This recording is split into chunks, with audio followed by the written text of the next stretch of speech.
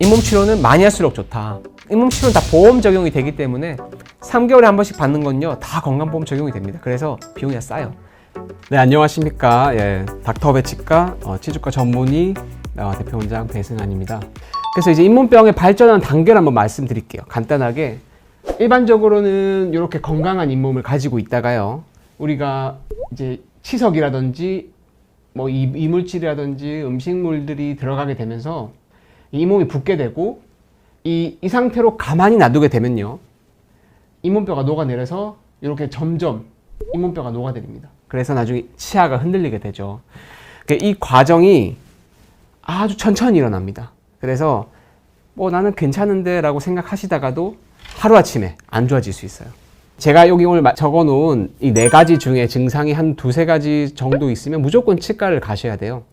양치할 때 잇몸에서 피가 난다거나, 피가 한두 번씩 꼭 나거든요. 근데 피가 나도 아프지 않아요. 그러면은 이제 치과에 가지 않죠. 피가 한두 번이나 왔다면 잇몸병이 있는 거예요. 양치할 때 또 이가 싫으신 분들이 있습니다. 그런 분들도 사실 잇몸병이 시작되는 단계라고 보실 수 있어요.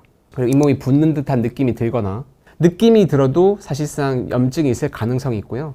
잇몸이 간질간질 아프신 경우에도 마찬가지로 잇몸병의 초기 증상이다. 그래서 이 4가지 증상 중에 자기가 한두 가지가 느껴진다면 꼭 치과에 가보셔야 돼요. 그래서 이제 우리가 치과를 가시면 잇몸병을 치과 진단을 하게 됩니다. 이런 걸로 찌르게 됐을 때 푹 들어가는 경우는 잇몸뼈가 많이 녹은 상태라고 할 수 있죠. 엑스레이 딱 찍고 나면은 선생님 말씀도 듣지만 스스로 이제 본인을 스스로 자각을 하면 좋겠죠. 근데 이 화살표를 잘 보시면요, 이 치아 옆에 볼록 튀어나온 게 보이실 거예요. 이게 엑스레이에서 이렇게 보일 정도가 되면은 엄청 치석이 크기 때문에 잇몸 치료를 무조건 받으셔야 돼요. 그런데 이제 잇몸병의 무서운 점이 뭐냐면, 되게 잇몸병이 심하게 되면은 되게 아파요. 막 부은 듯한 느낌이 들고 아리고 좀 아프다가 또 안 아파져요, 잇몸병은. 안 아프네, 괜찮네. 일시적으로 조금 내가 몸이 안 좋았나? 뭐 면역력이 떨어졌나? 이렇게 생각을 하시게 되는데요. 일반적으로는 이 계속 아픈 게 아니고요, 괜찮아졌다가 아팠다가를 반복을 하게 돼요. 치주 질환이 이게 가장 무서운 점입니다. 그래서 아프다가 안 아프면은 우리가 치과에 가지를 않죠. 사실상 안에는 골마가고 있는 거죠.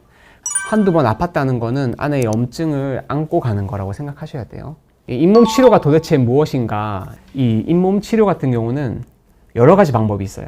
가장 간단한 거는 이 스케일링부터 시작해서, 들어보셨을지 모르겠는데 치근 활택술 그리고 지수 소파술이라고 하는 잇몸 치료를 진행하게 됩니다. 수술적 방법도 있어요. 제가 예전에 말씀드린 이 잇몸뼈를 이식해서 잇몸뼈를 보강하는 잇몸 치료가 있고요. 그런 게 안 될 경우에는 뭐 잇몸을 조금 다듬어서 잇몸 치료하는 경우도 있어요. 그래서 가장 기본의 잇몸 치료의 가장 기본은 스케일링이라고 보시면 돼요. 요거는 꼭 받으셔야 되고, 우리가 흔히 치과에서 간단하게 하는 잇몸 치료는 대부분 요런 겁니다. 거의 99%가 요거라고 생각하시면 돼요. 그래서 요거에 대해서 제가 간단하게 설명을 조금 드릴게요. 흔히 스케일링을 하시면은 이 치석 덩어리도 보이시죠? 요게 이렇게 바뀝니다. 근데 보시면요, 요 치석이 있던 공간이 이렇게 빠지면서 구멍이 나요, 이렇게. 그래서 스케일링이 하면은 구멍이 나서 스케일링 하면 안 되냐라고 물어보시는데, 스케일링을 자주 안 했기 때문에 이렇게 되는 거예요. 스케일링을 자주 하시면요, 이렇게 구멍 자체가 생기질 않습니다. 우리 흔히 하는 스케일링은요, 이 잇몸 상방에 있는 부분을 치료하게 되는 거예요. 잇몸 하방이 아니에요. 근데 제가 오늘 말씀드릴 잇몸 치료는요, 잇몸 하방을 말씀드릴 겁니다. 그래서 스케일링과 잇몸 치료의 차이에 대해서 제가 좀 말씀을 드리면요, 이 스케일링은 잇몸의 치아 부분, 즉 잇몸 상방에 있는 부분만 염증이나 치석을 제거하는 거예요. 하지만 잇몸 치료는요, 이 잇몸의 하방에 있는 치석이나 염증까지 제거를 하는 겁니다. 하방부까지 당연히 기구가 들어가니까 아프겠죠, 그죠? 그래서 이 잇몸 치료는 마취를 좀 하는 경우가 많아요. 안 할 수도 있지만 하는 경우가 많고요. 그래서 우리가 치근 할택술이라는 잇몸 치료가 있고요, 치주 소파술이라는 잇몸 치료가 있습니다. 그래서 이거는 같은 치료라고 보시면 돼요. 이게 좀 더 깊게 치료하는 거긴 한데 잇몸 치료의 비수술적 방법이라고 생각하시면 되고요. 그리고 다 건강보험 적용이 됩니다. 이 잇몸 치료는요, 건강보험에 가입된 분 다 건강보험이 되기 때문에 비용도 이따 말씀드리겠지만 대략적으로 한 15,000원 선에서 뭐 많이 해도 한 3만 원 안쪽 선에서 다 한 번에 해결이 돼요. 한 번 받을 때. 그래서 잇몸 치료는 많이 할수록 좋다. 그 잇몸 치료 비용에 대해서 좀 설명을 드릴게요. 비용은 치과마다 다릅니다. 치과마다 다른 이유가 밤에 받느냐 낮에 받느냐에 따라 달라요. 그리고 주말에 받느냐 평일에 받느냐에 따라 다르고요. 의원급이냐 병원급이냐에 따라 다 다릅니다. 야간이 더 비싸고요. 그리고 주말이 조금 더 비싸고 이 병원급이 좀 더 비싸요. 가격은. 근데 비싸다고 해도 큰 차이는 안 나기 때문에 잇몸치료는 다 보험 적용이 되기 때문에 그런 거는 크게 걱정 안 하셔도 돼요. 3개월에 한 번씩 받는 건요 다 건강보험 적용이 됩니다. 그래서 비용이 싸요. 잇몸치료는 많이 받으면 좋다. 근데 뭐 3개월마다 보통 받는 분도 잘 없어요.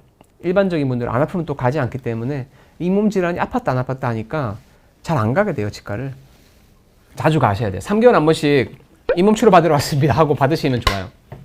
그래서 제가 이제 잇몸을 좋게 하는 습관에 대해서 어떻게 하면 잇몸을 좀 건강하게 할 수 있을까에 대해 설명을 드릴 건데, 제가 오늘 말씀드리는 이 칫솔은요 잇몸에 염증이 많이 생기거나 혹은 50대 이상의 중년 이상의 남자 여자분들이라면 다 부드러운 칫솔을 쓰셔야 돼요. 부드러운 칫솔. 부드럽지만 미세모가 있는, 쉽게 생각하면요 이 칫솔이 있으면요 이 칫솔대는 좀 올곧고 튼튼한 게 좋은데요 칫솔 모 자체는 부드러운 게 좋아요. 이 미세모가 있고 부드러운 칫솔로 양치를 하시면 정말 도움이 많이 됩니다. 잇몸 질환이 있으신 40대 이상 50대 이상 분들은요 다 부드러운 칫솔을 쓰셔야 돼요. 딱딱한 잇몸 쓰시면요 이도 갈리고 그리고 잇몸에 자극이 가 있어서 피가 많이 나요. 그래서 부드러운 칫솔로 오히려 힘을 줘서 양치를 하시면 잇몸 질환 자리가 정말 좋습니다. 만약에 내가 칫솔질을 잘 못하겠다, 나는 이제 칫솔 이거 하는 게 힘들다 그러면요 전동 칫솔도 도움이 돼요.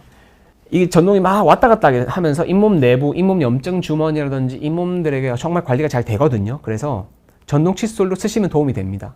칫솔질 내가 잘 못하겠다 하시면 중간 이상을 가요. 치주과 전문의 논문 쓸 때 전동 칫솔과 일반적인 칫솔의 칫솔질의 효과에 대해서 한번 본 논문이 있었는데 실제로 전동 칫솔이 일반 칫솔에 비해서 떨어지지가 않습니다. 그래서 잘 모르겠으면 전동 칫솔 사서 이랑 잇몸 사이에 대고 있으면요 도움이 많이 돼요. 치간 칫솔은 정말 제가 또 좋아하는 칫솔인데 꼭 쓰시도록 하시고요. 안 들어가면 억지로 집어넣지 마세요. 치간 칫솔 꼭 쓰시면 좋고, 워터픽 이것도 정말 좋습니다. 워터픽도 반드시 써야 되는 건 아니에요. 잇몸 염증이 있으신 분들은 도움이 좀 많이 돼서 치간 칫솔과 칫솔을 잘 쓰면요 워터픽은 필요는 없어요. 그리고 저번에 제가 오일 풀링에 대해서 한번 간단하게 여기서 강의를 했었거든요. 이 오일 풀링은 기름으로 이제 가글을 하는 겁니다. 좀 깨끗한 기름, 예를 들어 올리브 익스트라 버진 오일이라든지 뭐 코코넛 오일 같은 거 깨끗한 거, 비정제. 이효리 씨도 오일 풀링 하면서 막 효과를 봤다고 하더라고요. 사실 저도 해봤거든요. 했는데 칫솔질을 하는 것만큼 뭐 오일 풀링이 막 잇몸을 좋게 하는 건 아닙니다. 단 민간요법이니까 뭐 그렇게 제가 막 이걸 꼭 해야 된다 이렇게 권유를 드리는 건 아니에요. 조금 효과가 있다는 논문이 있긴 하니까. 그리고 소금 양치가 있어요. 제가 간단하게 말씀드리면요 우리 목욕탕 가시 막 두꺼운 소금 같은 거 있죠. 그런 걸 하시면요 잇몸이 다 상합니다. 시중에 양치용 그 소금 같은 게 있거든요. 그래 그런 걸로 양치를 하시면 좀 도움이 되고, 만약에 내가 소금 양치를 정말 열심히 하고 싶다 하시면요 아까 말씀드린 양치용 소금을 사시거나 부드러운 죽염 소금 같은 걸로 하시고, 근데 이 소금 양치는 잘못하시면 잇몸에 상처가 납니다. 그래서 저는 추천드리진 않아요. 그렇지만 살균 효과는 있거든요. 그래서 조금 하시면 도움이 되고, 내가 제대로 할 자신이 없다면 그냥 소금물로 이제 가글을 하시는 것도 도움이 돼요. 결론은 소금 양치와 이 오일 풀링도 제대로 하면 도움은 된다. 그래서 방법을 정확하게 알고 하자. 그렇습니다.